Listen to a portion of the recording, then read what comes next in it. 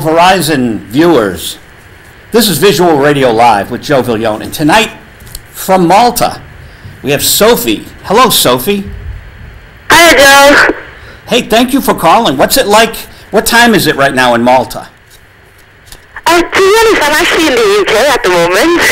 Where are you? I'm in the UK at the moment, in England. Oh, you're in London? Yeah. It's weird because I've had this like mini tour going on in November and December in London. So yeah, I'm here at the moment. I came just did a gig today. It's 1 in the morning, isn't it? It is 1 in the morning. My stepkids live in London. Oh, okay. In St. John's Wood. I must send you an email tonight so you can meet Heidi Jo Hines. Definitely, I'd love to do that. Now, her father played with Paul McCartney, Denny Lane's guitarist. Wow. Yeah, so I'm going to send you an email for Heidi Jo. She has a new band over there. I'd love for you to meet her. Yeah, definitely. Thank you. So, how long have you been in London? Well, I was here throughout the summer on a summer tour, doing lots of events up and down the country, promoting the single Sunny and all sorts of stuff. But I hadn't actually moved here. I was still based in Malta at the time. Then I went back to Malta for around 2 months to work on the album and like finalize some certain tracks for that. And then I kind of, when I was here in summer, I kind of realized, you know what, I need to be somewhere like London or somewhere outside of Malta really if I wanted to pursue this musical career of mine. So yeah, I kind of made that decision before I went back, and then I went back to finish up tie all the loose ends on the album, which is coming together nicely now. And then I came back here at the beginning of November, so it's just over a month I've properly moved in. Now, for culturally deprived people like me, see, I have stepkids that are all around the world, but me, I'm situated here in Boston. So, with Malta, I know it's on the Mediterranean. How do you get to London? Do you drive or do you take a plane? Well, from Malta to London, it's like a 2.5 hour plane. There's no other way, because it's such a small island, like in the middle of the Med. There's no other way you could possibly sort of access anywhere. I suppose there could be a ferry that you could maybe take, like a cruise or something. I've never tried it, but yeah, the quickest way is to just get on a plane. That's what I do. It's very quick and simple. Gotten used to that now. Ferry might take a day, right? What was that, sorry? A ferry might take a day. Well, probably. It's quite far away, so by plane it's like 2.5 hours. So right. God knows how long it'll take on a ferry. Well, if I were to get on a plane from Boston, it would probably take me 2.5 hours to get to Washington, D.C. or North Carolina. So if you know the East Coast of America. Yeah, and how long would it take you to get into Europe then? Oh, to Europe is about 7 or 8 hours. Whoa. But, I've never done it, which is crazy because, Heidi and Lane have the house over there in London. And, I have an open invitation, of course, but I just stay here and do my thing. Yeah, good for you. I've never been outside of Europe, and I'd love to venture to America and so forth. I mean, it's a whole different world out there. It is. Now, when was the first time you stepped into a recording studio? Whoa, that's taken me back quite some time. First time in a recording studio, I think it must have been with my sister, and we were really young. I think we were recording, don't laugh at me, we were recording The Lion King, a song from The Lion King. I think it says, "Oh, I just can't wait to be king." I was really young, and it's just a little sort of project we were doing just for fun, because we knew a couple of people back in Malta. And yeah, that was my first taste of actually being inside a recording studio, and I was so excited. And really, really young, around, I couldn't put a number on it because I'd probably be way off, but really young. And just the first experience of inside the recording studio was it was intimidating at first, because I was like, gosh, I have no idea what to expect. And then once I was in there, I felt like rather relaxed and kind of got into it straight away. So from then on, it was fine. But just the first I remember my first thoughts, thinking, oh gosh, what have I got myself into? But it was fine. Well, I obviously liked it because I kept on doing it for the rest of my life so far. 2 points I'll make. Number one, I wouldn't laugh. I think The Lion King, I think the theme song is absolutely exquisite to The Lion King. That's number one. And number two, first time I was in a studio, a proper studio outside of my own reel-to-reel decks at home, which I played with since I was a teenager, right? I felt very excited because it's a laboratory. It is a sound laboratory where you can play with the chemicals of the sound, you know? And I've always had fun with it. Cool. So I always look at it as an exciting experience, and I adore when people play with the medium as you're doing, because it's so important. It's such an important part of life. We create the soundtrack to some people's lives. Exactly. You know? Yeah. Now, I saw on the website, which is totallysophie.com, you had, and we can only tell people about the website because we're a non-profit TV station, so we can only talk about things. But there are songs on there that I heard. Did you write, like, Love to Love You? Yes, I wrote that. I actually wrote the lyrics to that one. And there's a guy I work with back in Malta who's called Elton Zarb. I can't mention him, can't I? Oh, yeah, yeah. Okay. There's a guy I work with, Elton Zarb, back in Malta. And he's the guy I've been working with for most of my like songwriting career so far. He's amazing. I mean, he did the music on Love to Love You, and I wrote the words to that. So it was kind of like a joint effort, and then we produced it together with Giles Squire in the studio. So, what's Squire's first name? What was that, sorry? Squire's first name, what is it? Giles. Oh, okay. And is it Elton Zarb, Z-A-R-B? Yes, Zarb. That's a Maltese surname. Ah. Not Elton John, if that's what you were thinking. Elton Zarb, Z-A-R-B. Zarb, that's the one, yeah. But his first name is Elton. Yeah. Oh, cool. So Sophie worked with Elton. Yeah, that's what me and my manager actually joke about. Oh, Sophie's working with Elton. Elton John was the very first concert I saw in a proper concert hall. In 1972, I was 18. Wow. And he was amazing, just him and the piano, you know. I don't think he had a band that night. It was just him and the piano solo. I bet you'll never forget that.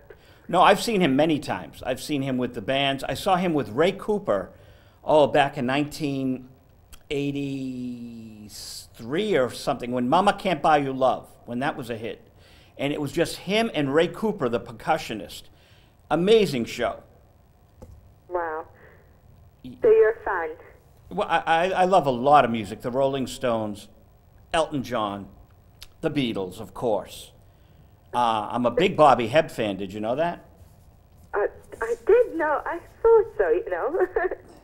I asked Bobby, God bless him, when he was alive, I said, am I one of the top 10 authorities on you in the world? And he goes, one of? One of? So that answered my question. I'm very honored, you know. Of course. He's such an amazing man, and I'm so proud that you did Sunny, and you did a very good job on it. Oh, thank you so much. He was a dear, dear friend of mine. I can tell you, if he could hold the cover and see you and hear it, I guarantee you he would have loved this version. Oh, that means so much to me. I can't tell you how much that means to me. Well, I got a copy. From you as well. That's amazing. Thank you. I got a copy to his daughter. I got a copy to his manager. We probably have the only 4 copies in America, and you got a copy to Dickie Richard Eli. And Richard Eli is the Sunny archivist. So you were number 995. I heard about this. Like, I read something on the website, and I was stunned at the number. I was like, I knew it was something close, but actually having my number, I was like, wow.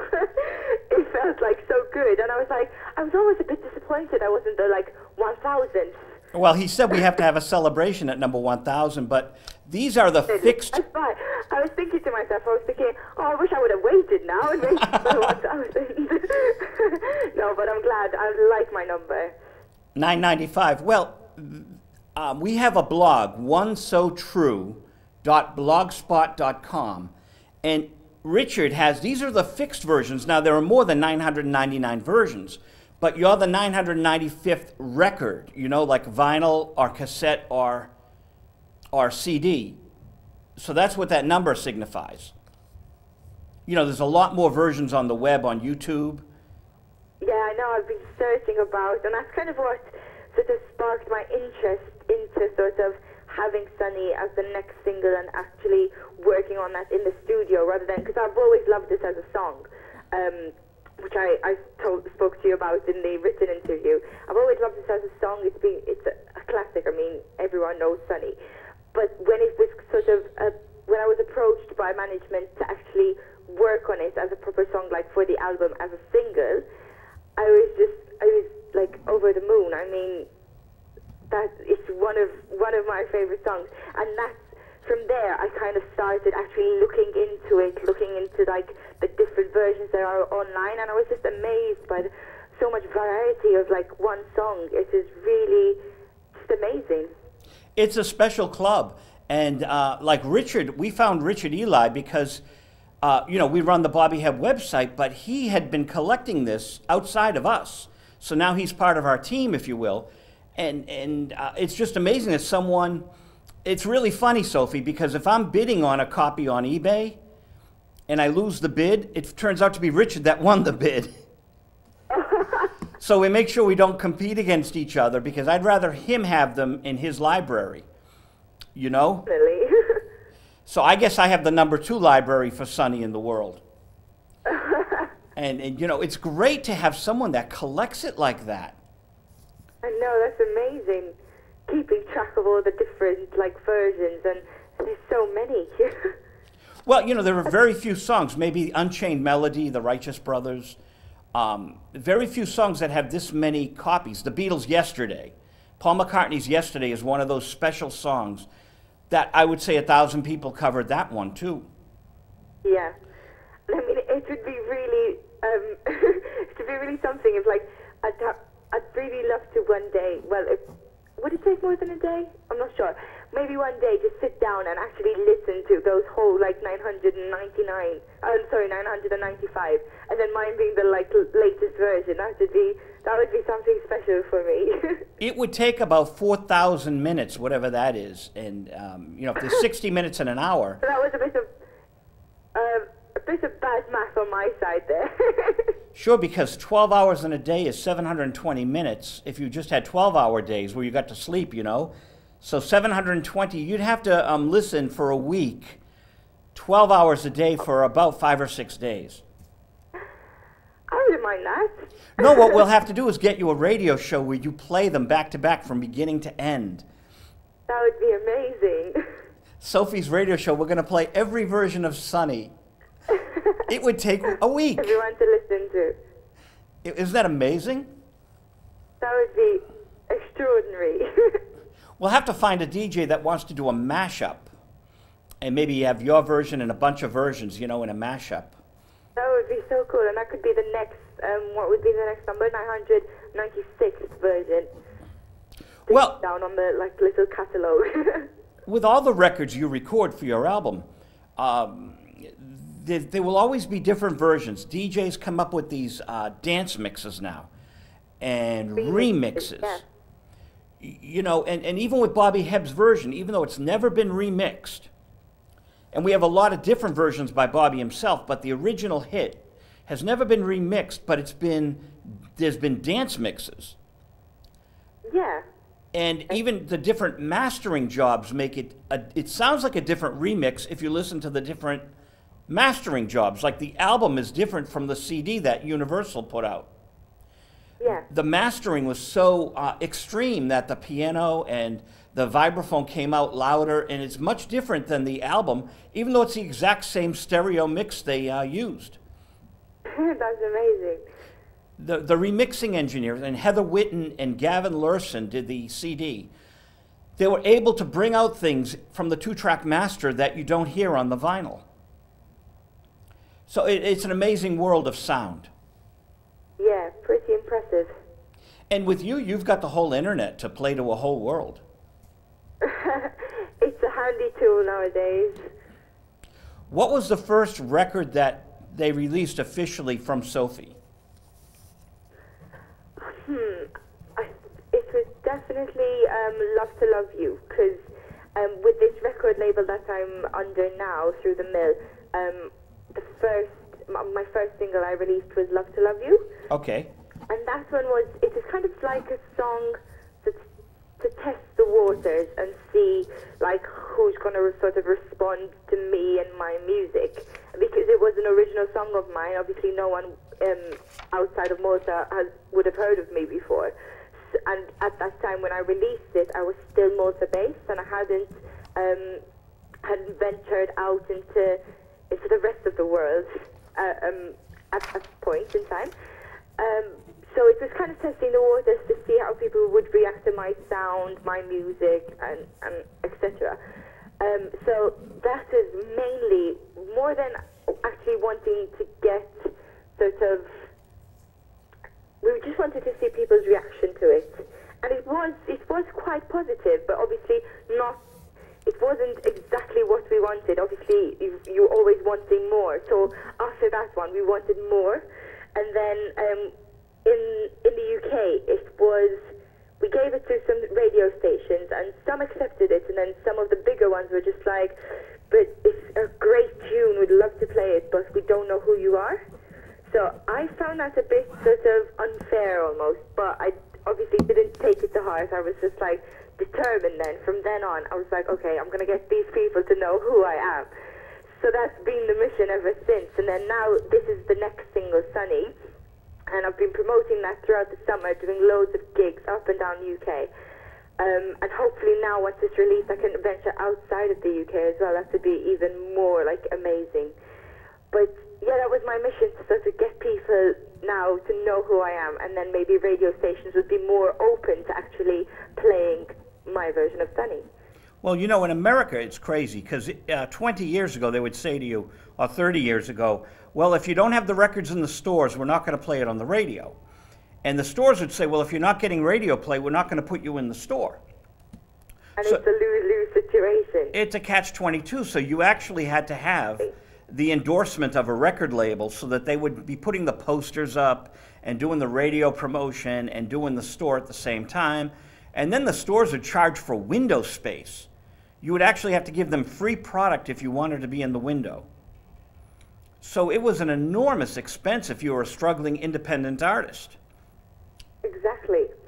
And even the signed artists, you know, they would have like 5 or 6 records a week, and the record labels would have 2 priorities, a couple in the middle that maybe they push hard, and then the ones in the bottom, it's like, well, if they play them, but we're not going to push it. So there were always priorities, even if you were signed to a Columbia or a Warner Brothers. And it was up to the artist to really make something happen. Even more so than with the like larger like record companies, I would believe. Oh, I don't know if you know Helen Reddy, that name. She's an Australian singer. Oh. And she had a hit song called I Am Woman. Have you ever heard of it? Yeah? I think so, yeah. Look it up on the web, because it might be a good song to redo in this era, you know? But Capitol Records told her they didn't like the single. Okay. So she and her husband at the time was Jeff Wald. He's now a fight promoter. But Jeff Wald and Helen Reddy got in the car and they went and did, about 24 TV interviews, culminating in The Tonight Show. And the record went to #1. But they literally had to go promote it because Capitol had pretty much thrown it to the wind. Exactly.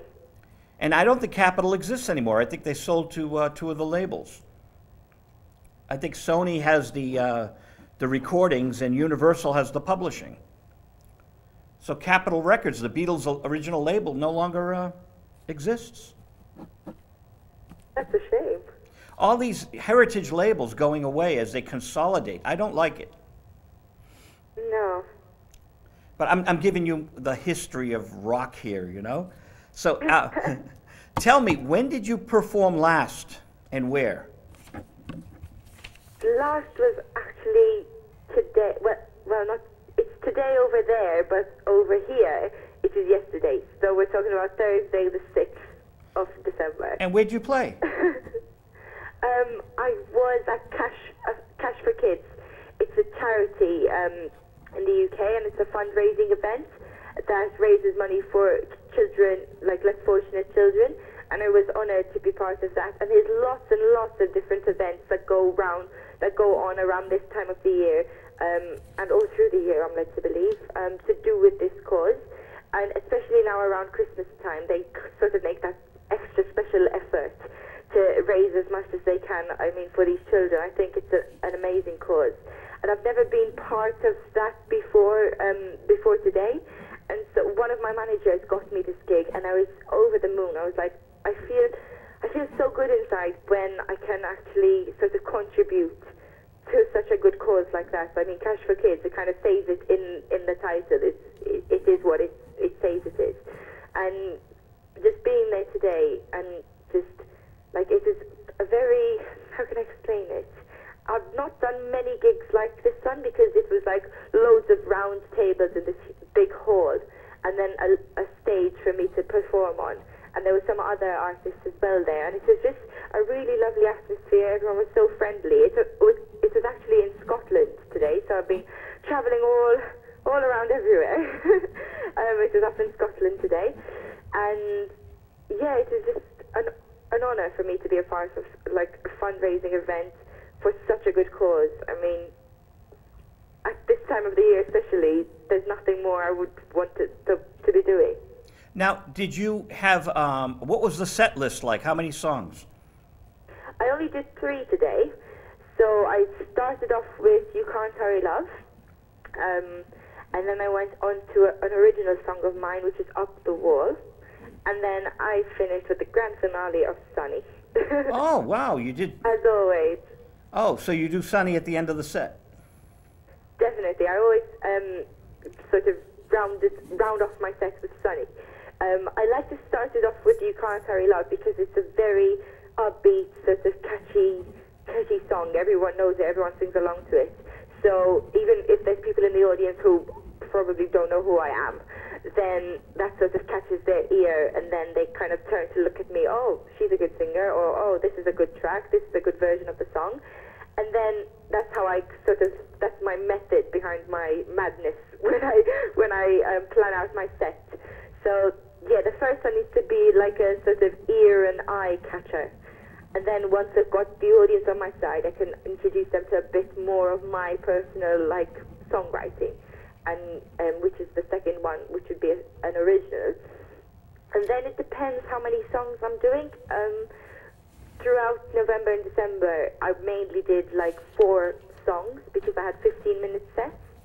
So I would do You Can't Hurry Love to start off with, and then 2 originals, one of them being Up the Wall, the other being Jump the Gun, which is not out for people to hear at the moment, but it should be very soon. Fingers crossed, I like that song. And then I always round it off with Sunny. I mean, it's the perfect finale. I get everyone like dancing and singing along to it. I mean, it's a great like party song, especially like how I perform it on stage. It's one of my favorites to do, actually, live on stage. And yeah, it's just like, I like to leave that good impression of such an amazing song on the audience. And even it's the single I'm promoting with all these different gigs, it's the last impression they're going to have of me and of my performance. So it's the last thing I leave them thinking, oh, Sunny, it's going to be released. Oh, okay. Now, do you play to track music, or do you have a band? Here's the thing. In the UK, I have to play to track music at the moment, because of the expense of the band and traveling and etc. And because I'm new to the UK, I haven't had the chance to like sort of find musicians and sort of gather them and create my own band in the UK. I used to do that back in Malta with a group of talented musicians, very, very young, like my age, back in Malta. And we did play Sunny and we played all my original songs. And it was in the stage of where we were preparing. So at the beginning of this year, we started playing all these tracks and it was sounding amazing. The only thing that was missing was like a little bit of brass.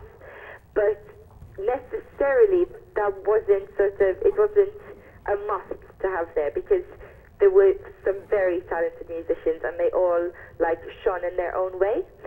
So it came together really nicely, but unfortunately we never had a chance to sort of to promote that and perform live anywhere. It was just sort of kept behind the scenes, working and working and working, hope and fingers crossed towards some gigs abroad.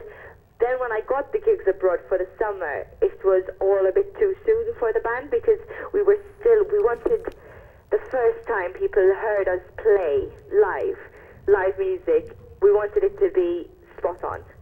And I wasn't ready to let the public hear something that wasn't 100% and wasn't exactly the way I wanted it to sound.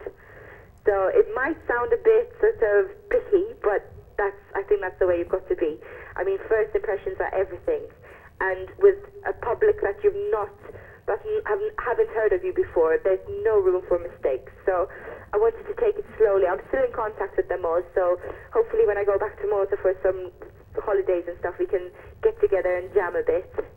And fingers crossed they can come over to the UK and start actually gigging with me over here. That would be amazing for me. Now, is there a group of Italian women who sing with you? I can see where you would have got that impression from, but no, they're not Italian. They are from the UK, and they're my backing dancers. Oh. So, I basically, back in Malta, I had this group of dancers who would accompany me to like TV sort of gigs and stuff like that, because as the visuals sort of for like a TV set and performing on TV, everyone likes to see that little bit more sort of filling up the screen, if you know what I mean. Yeah.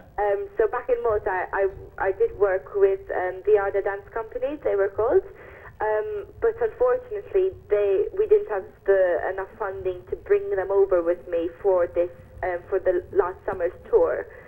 So when I came over, I wanted to have that support with me on stage and not just go out by myself, because bearing in mind I had to sing to a track. So I felt not a bit intimidated, but I didn't want to be sort of just out there on my own, being it's the first time venturing into sort of a different country. So I wanted to have that support and backup of at least a couple of dancers around me. And let's face it, like You Can't Hurry Love and Sunny, they're all great ones to dance to. So I did hold auditions in London, and this is why you probably thought they were Italian. It's because they came from a college called Italia Conti. Ah. Now this is a hard one to get my head around, so I'll try to explain it. It's basically a musical theatre school based in central London. My sister actually went to that school and she's graduated now. It's just mainly based on musical theatre and preparing people for the West End and all that in London. So that's how you could have got the impression that they were Italian. Okay. Lots of people make the same mistake. I did at the beginning when I didn't know about the whole school, and then I was like, oh, okay, that's what it's just the name, Italia Conti. Now, I'll blame myself. I do so much. I juggle a lot. I really do have to be more specific with things. But we're having fun on the phone, and you can explain things to me. Oh, definitely. That's my out. That's what I like to do. Loads of people, though, even when I present, when I went gigging and touring in the summer with these 4 girls from Italia Conti, there was the whole audition process, and we chose 4 of them, and they were absolute stars. When we did perform, I always liked to introduce them to the audience. So after the first number, I sort of give them their own little time to sort of wave or bow. So I would mention them by name and say, oh, these are the ladies from Italia Conti. They are accompanying me today, blah, blah, blah. And when I come off stage, I always like to venture into the audience, hand out some flyers of mine, get some pictures, sign some autographs and stuff like that, just to sort of create that bond with the public and make new friends, because that's what the tour was all about. And lots of people would tell me, oh, so are these ladies Italian then? Oh, where are they from in Italy? Every time, someone would definitely say that, and I kind of had to explain about what I just explained to you. And that's a good question then. That's actually good. About this. I like it as a question then. It's good because it gets you to tell us what they're all about. Exactly, and it's a little bit of sort of promotion almost for them, as in, because they're all, the four ladies individually, they're amazing, actresses, singers, and dancers, because that's what they need to do to be good at musical theatre and be in the musical, business. So it's nice, yeah, I can tell their story for them a little bit like that. But then, towards the end of the tour, I kind of learned from my mistake. Well, it wasn't a mistake, but I kind of started saying, oh, these are the ladies from Italia Conti in London.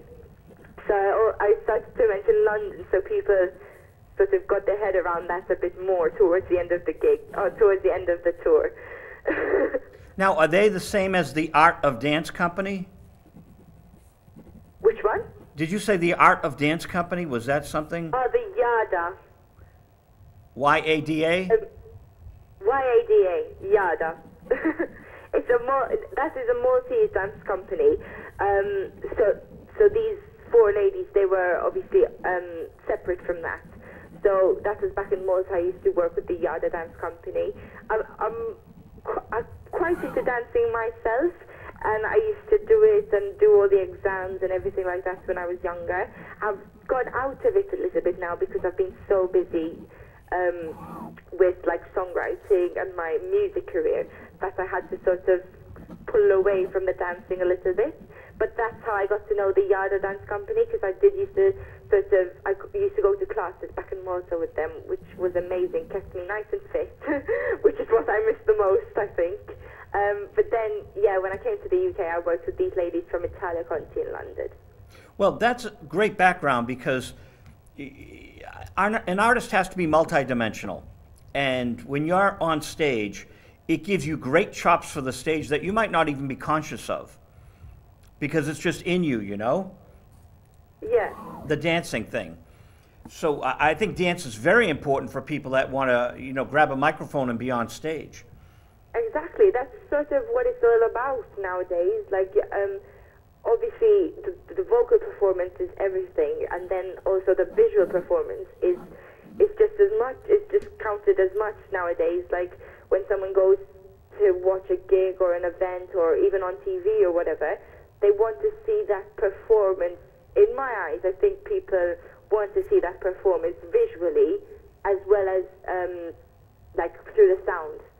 Because that's what I look out for. You know, when you see these pop stars nowadays, on TV, or I went to watch. Do you know who Jessie J is? No. Oh, she's a really talented singer-songwriter in the UK, and I went to watch her live in concert, and she is absolutely amazing. She's got such a good voice. But not only that, she didn't have any dancers with her. It was just her and the band. But she didn't need any dancers, because she just sort of commanded the stage herself, and that's something I really, really look up to her for. Just dominating the stage, and she's got so much charisma on stage. Like Rihanna, do you know? I guess you know who. Oh, Rihanna, yeah, sure. She's another one who I really look up to. Obviously, on your side of the pond, so to speak, from America. She's just an amazing artist, on stage, and that's what I look for in an artist. The voice, and then how much they can deliver visually as well. Because it's part of my background, being sort of a dancer and a singer. That's what I want to see in other artists, and just look for that sort of show that they put on. It's something I look forward to seeing in every artist. Well, I've been to clubs so much in my life, I don't go out anymore. But Saturday night, Ian Hunter of Mott the Hoople. Did you ever hear of that band? What's it called? Mott the Hoople. Very big in England. Very big in Europe. Ian Hunter. I-A-N Hunter. I'll look that up. You know, I'm really, really bad with names. I really need to work on it. Well, it's a whole other generation, but they just reformed and toured, and they sold out everywhere. So Ian Hunter came to Boston and played the Paradise. And they invited me last year. They invited me this year. I'm very good friends with his drummer, and I've reviewed many of his records. So he went into his new single, When I'm President, and I was dancing by myself up on the balcony, which I don't go out much anymore, but it was just so much fun. I had a blast. Wow. I can imagine. I had a free extra ticket. I would have taken you. Oh, you should have taken me. I would have been there. I had 2 passes, and I invited a lot of different friends, and everyone was busy. Now, everyone loves Ian Hunter, but I had 2 backstage passes, so a friend of mine who was on the radio back in the 60s, I brought him backstage with me because I had the 2 passes. And Ian really loved talking to him. He says, it's great meeting interesting people. And so he really took to this fellow DJ. That's good. From way back when, but this guy never goes out anymore, and we just happened to be at the same show. We were texting each other. I said, I'm on the balcony, but I couldn't find him. He was on the balcony on the other side. Oh, wow. You could be texting someone and they're right there, but it's so crowded, you know? I know. You would love the Paradise in Boston. It's a marvelous club. Oh, I like a bit of clubbing, you know, but the thing is, the time. I need to find the time to do it. Like in the UK, I haven't been to many clubs whatsoever because I've been so focused on like preparing for the gigs, making sure I've got everything sorted. In between, I do a little part-time job in waitressing, keeping some money coming in, you know. And so when I go back to Malta, I do like to have a little party, like a little go out with the girls and stuff like that. But in the UK, I must admit, I haven't been too wild. I've tried to be educated and stick sort of to what I'm here to do. It's been hard, but it's what I'm here to do, and it's a passion of mine, so it's not that hard, really. Now, I understand London closes at 4 a.m., the clubs? Or do they go all night? Yeah. I think... you caught me off guard, you see, because I'm not used to That's okay. over here. I know, like back in Malta, some certain places do close because it's such a small island that there's just one mega club scene. So there's just one area where all the clubs are situated. So it's lovely to go out, and you can go just from one club to the other, to the other, to the other, and they all got like play different music, and it's a lovely atmosphere. But I know, like, some of the clubs do stay open till, like, really early hours, like 6, 7 o'clock. Whoa. So you could say sort of all night. I've only done that once. I've only done that once. And it was a special celebration evening for me, so I let myself off on that once. That's how I know that this one club stays open that late. That's a little secret, by the way. Well, I've never been a drinker. Never, okay? But I was in the recording studio in the 1980s with Jimmy Miller. Jimmy produced the Rolling Stones. And we were down in Rhode Island. So Rhode Island is the next state down from Massachusetts. Okay. And the club, the bar, it was a little neighborhood bar, it was open all night, which I thought was amazing, right? Wow. And I don't know if it was 6 o'clock or 7 in the morning. And I find them, the engineer and the producer, at the bar. They bought me a beer at like 6:37 in the morning. It was the most disgusting thing. Oh my God. I mean, you know, I couldn't even envision it, and I'm there, and you want to be sociable, and they're buying me a beer at like 6:37. It was just very Twilight Zone. In fact, the engineer was on my show maybe 6 months ago, so we hadn't talked to each other in decades. It was so good to have him here to catch up, you know? Yeah. He worked with a band called New Kids on the Block. Oh, okay, yeah. And they did them down in that studio. And Beaver Brown, which was a big band in the 80s here. John Cafferty and Beaver Brown. And I did a lot of work in that studio. So, I can imagine. You've been a busy man. but it doesn't exist anymore. It was called Normandy Sound. You roll out of the studio and over to the bar. And for someone like me who's not accustomed to that, it was just an odd experience. Exactly. It should be the same with me if that's what happened here. I'm so not used to, like, just sort of partying. I'm not that sort of person. Like I say, I do like the odd sort of night out when I'm back in Malta, like around friends and stuff.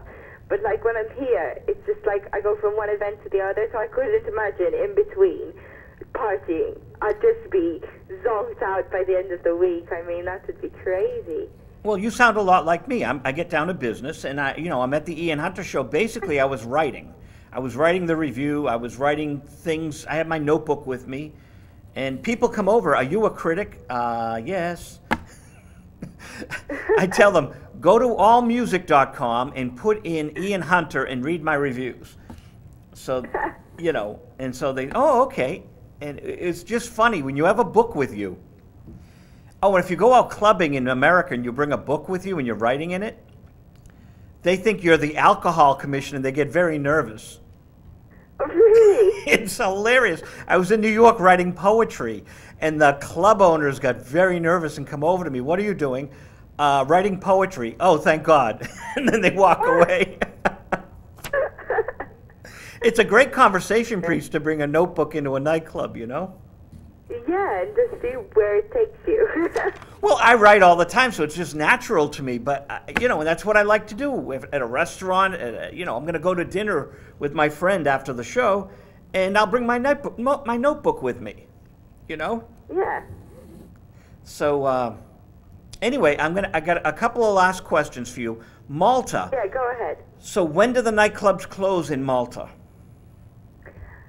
Oh,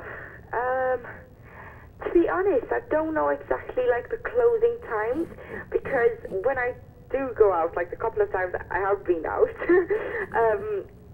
I never stay to closing hours. I don't have that much stamina. I mean, girls my age go out in whopping heels, like stiletto heels. Okay. I could not, like most of the time I need to leave by 3 o'clock. I'm not, as in, I like to have fun and I like to do all that, but I'm not like a wild party animal who can stay out all night and be fine. I'm like getting tired by 3 o'clock. And there are odd nights where if it's a really good night and I'm really enjoying myself around good people, that you do want to stay on, but then it depends what's going on the next day, what you have to commit to and get up for the next morning. So there's lots of things to take into account. So I've never, apart from just one night, it is my my prom night. That is the only night that I stayed out to quite a ridiculous hour, but it is fine. My mum and dad knew about it. Everything was under control. Good. And it was a special evening for me. It was my prom night after all, so I was kind of let off the hook on that one. Now, Sophie, the island, I know we could Google it, but how big is the island, would you say? It's not very big whatsoever. Exactly like in sort of measurements, you've caught me off guard. Well, that's okay. But it's water everywhere, so there's a lot of seashore.